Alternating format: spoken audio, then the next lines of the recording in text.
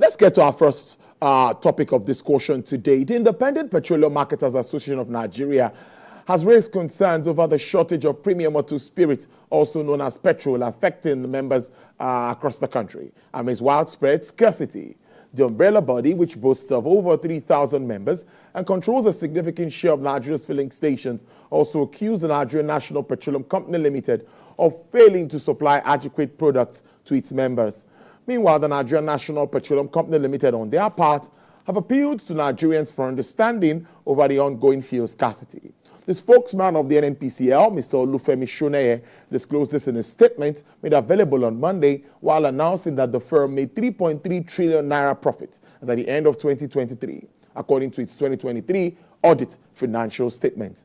Speaking on the fuel queues in Lagos, Federal Capital Territory and other cities, Executive Vice President Downstream, Mr. Dapo Shegun, said that the firm is working with relevant stakeholders to address distribution and evacuation logistics, challenges causing the ongoing fuel scarcity. Well, let's get talking about this development with focus on its implication for the economy. Mr. Oluseun Onigbinde is the director, co-founder, Budget. He joins me live from the United States of America to continue this conversation. Seun, thank you so much. It's good to have you on the program this afternoon.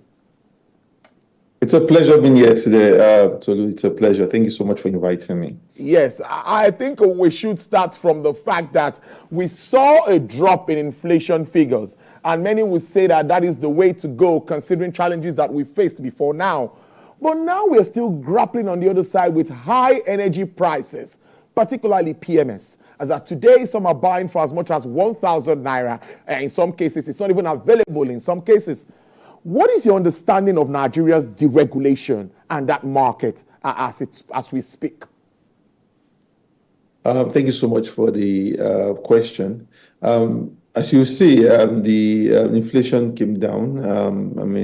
Relative to last year, we must have a clear understanding that when we say inflation is reducing, is that it's a year-on-year comparison. So the rate of inflation has been decreasing. It's good news. But it's also very marginal. So we'll see how that trends in the next few months, considering that there were sudden spikes around August, September, October, when those policies of fuel subsidy was removed, and also the issue around the devaluation of the currency, of achieving exchange rate parity. I would say that when you now put that within the fuel subsidy regime, we are facing significant challenges. If there is one problem that the removal of fuel subsidy should have solved, it should have been the availability of fuel to every single Nigerian. But we see that it's because some of these issues are much more protracted, are much more complicated than it is. These issues, these challenges just don't go away. And where do we start from? We are running a subsidy regime, either we like whatever we choose to call it, under recovery, over recovery, payment of half payment, maybe through an NPC. We're running a subsidy regime that still put a whole lot of power in the hands of the NNPC, which means the marketers, without NNPC's direction or NNPC's guide, are not still bold enough, or it doesn't just make commercial sense to go and import finished petroleum products and bring them into the country. And so there's a whole lot of dependency on NNPC, and that's what it means that we'll keep running into these logistic problems as much as that's the situation that we face. We're running into it because we said subsidy has been removed. The president made that case, he made that claim. But that's not just our reality. We know that the exchange rate has not been static, has been significantly devalued, and that also has a significant implication on the final price at the pump. And that has now created a situation where it looks like, and it's not just even looks like, the newspaper reports and evidence that has been corroborated by the NNPC that we're going to spend around 8 trillion naira in around 8 to 9 to pay for fuel subsidy. So there is a big problem that the government has to ask itself. What position have we taken? Is this making sense? Have they done about it in a very wrong way? Which I think people will look back and say, you are applying two things at the same time. You removed fuel subsidy and you could not secure some form of exchange rate stability. Both situations has now become overwhelming at macroeconomic end.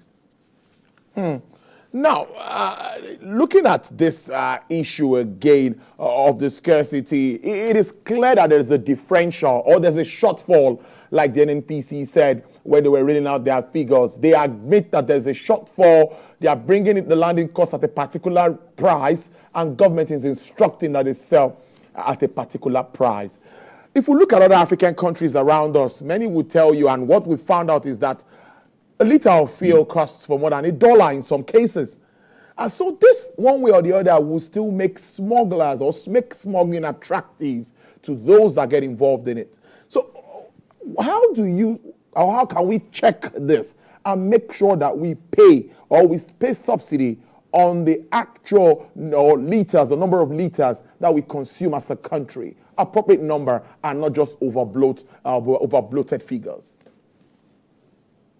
I mean, when we had those two situations, which were the subsidy issue and the exchange rate issue, I was very clear that the first one that needed to go was the subsidy. If there is anything that has become an anomaly and distorts our fiscal balance in a very significant way, it is the fuel subsidy. And also because volumes consumed are very contentious. A lot of people have seen there are too many people in that space. And so it's hard even to be able to put some form of control or a bit of sanity in that kind of environment. Another thing is also to understand that when we say volume integrity, it is the neighboring countries that we're referring to, the Togo, the Benin, the Cameroon, the Niger Republic, all of that entire corridor. It's extremely clear that Nigeria's subsidized fuel was servicing that market. And if there is any decision that should have been made, it should have maybe we'll have found a way to ensure that the local pricing of fuel tracks whatever we have within those neighborhoods. And the advantage within those neighborhoods is that they are dependent on a currency that is relatively stable, just because it is pegged to the euro. Unlike us, where it's a free-for-all, we would have to manage our exchange rate and set the pricing ourselves based on the import or export, all of the other dynamics. They have a relatively stable exchange rate. So even price of fuel in those spaces, apart from the fact that if there is an increase in crude pricing globally, the price of fuel, when you index to the exchange rate, is relatively stable. So what you get in Nigeria is maybe that's what we should have taken, a position where we are able to track a price that's in consonance with our neighbors. And even if you don't do that and you had an exchange rate that was reasonable and maybe the 400, 500, 600 bucket, your landing cost would have been around 800 naira, per liter at this point. If you were paying subsidy, I mean, it was going to be much more minimal. But the landing cost as of today, by the time you adjust for taxes and all that, it's around 1,300 or nearing 1,400. And now it's already clear that, the Falcon can no longer hear the Falconer. We can no longer sell at 300, 400 and the 500 bucket again. The government is deliberately trying to move that price to the 800 naira corridor just because the numbers just don't add up anymore. And it's just because we applied the valuation and we applied the issue with the fuel subsidy, with the fuel subsidy. Those are applied at the same time, and it seems that not being able to stagger or to be able to put it in a structured way has put us in this place where it's whatever we are doing now no longer makes sense. We remove fuel subsidy. We have an outstanding bill of around 8 trillion naira. The money that NNPC has made as dividends for the year is being used. It's going to be used to defray those shortfalls. Then, so what difference has it made in comparison of the previous regime that we were running? It just shows that for me, it speaks to something much more bigger, which is the weakness in the technocratic thinking within government. Nobody's really analyzing the issues, dimensioning the issues.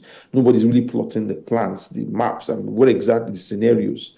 Nobody's thinking in that of that. There's no rigor to most of this decision making, and that's why you find out that 1 year we have gotten into this twin decision between approaches.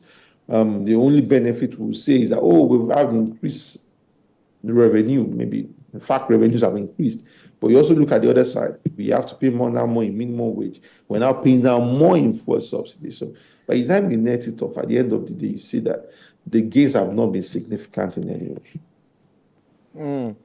Let's talk food now, Mr. Nigbede, and see what the deliberate efforts by government. Or before I go to food, what is your assessment of what's happening in the monetary side?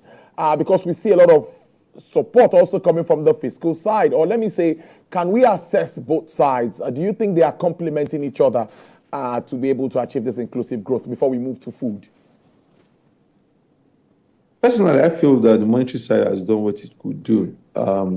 We now have bond markets, shooting way up. Interest rate has gone really way up, something that we didn't get in the previous government. There's a lot of sterilization in terms of deposits of the banks, CRR, all of those ratios have been raised up just to ensure that they can tighten monetary liquidity. A whole lot of incentivization to invest in government assets.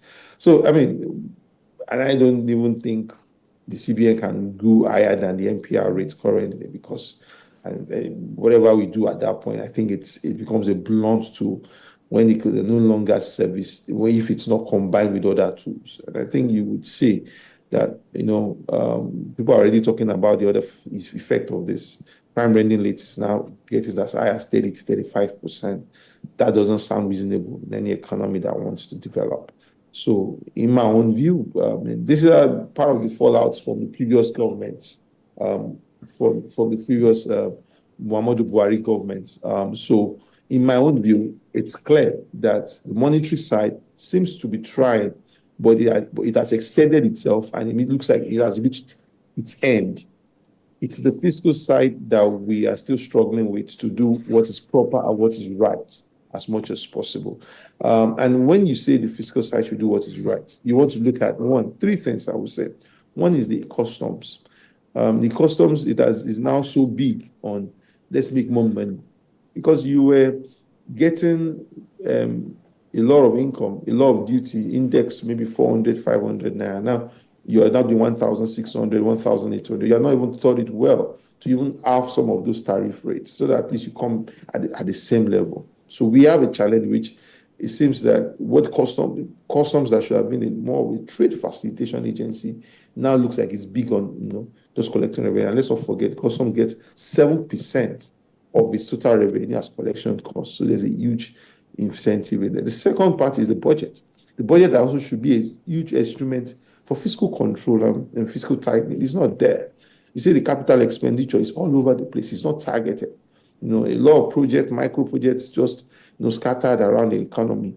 Those are the things that shows that you are not trying to drive fiscal tightening as it should be in some sort of way. So, and when you now look at government spending, we're buying yachts. We want to buy a yacht, or we paid for a yacht. We're trying to buy the presidential jet is being bought. And a lot of expending that's happening with the overhead and rolling of government, and the size of government, the size of ministers, the size of the advisors you have. It does not speak to any form of fiscal tightening happening. So whatever the monetary side is doing, it sounds laudable. It sounds like whatever is within the resource, within the control of the CBN, but the monetary side is not stepping up. And even comes to issues around NNPC, the FIRS. NNPC specifically, that is the goose, the geese that lays, those golden eggs, those golden FX eggs. We are not seen as what as we should. So there are huge issues on the fiscal side that needs to be pragmatically and quickly addressed. Or else, more of the things happening on the monetary side is not going to be, it's going to be wasted effort. All right, then let's talk about food and look at government's direct efforts. Plans are on to cultivate more land plans are on already. Government has signed to put pen to paper with regards to waivers and taxes from some foods that will be imported into the country for the next 180 days. What do you make of these deliberate efforts, and what more can be done to address the root cause of food insecurity in Nigeria? I mean, what can be done, in my own view? Well, if you look at what the government is doing right now, it makes sense. But I see it as an emergency situation. There's a food inflation issue, and there's a huge food crisis in the country. And we all know that most revolutions across the world have been tied to food inflation, from France, even to whatever even the Arab Spring had an origin in unemployment, food pricing, and all of that. Some things have to change. And what has to change is something that you have to define it on the short term, on the medium term, and the long term. Short term opportunity, let's get a zero-rated tariff system. Let's be able to bring, produce in at a much cheaper rate, and let that be sorted. In that 6 months, we can have an opportunity to now define how do we now invest in the inputs, invest in the science, invest in the extension services, invest in the logistics, the storage, so that we know that the situations like this do not arise again. How do we look at seasonality of our products? I mean, what happens? What are great in in the rainy season, in the dry season? All of those has to happen. So there's some holistic thinking that has to happen within our cultural space. But right now, I think as long as a CBN can back it up, we should go and take a short-term, measure to at least, cushion this effect of high food prices. When we do that, we now sit down and say, this is not our permanent solution. This is a short-term solution to be able to now, support farmers and ensure that they can thrive and be able to meet the food demands of the country. Let's wrap up with the foreign exchange market. Yesterday, the CBN says the remittances have improved, I think, for the month of July, over $500 million. It seems like that confidence is starting to come back. What do you make of that? Can we wrap up on that note?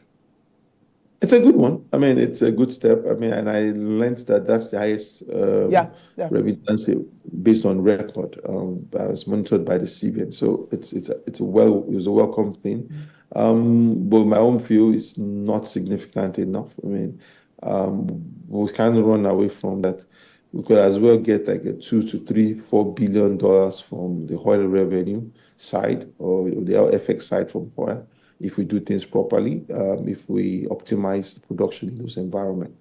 It will help us, push some of the effects of some of the challenges, especially within the retail sector.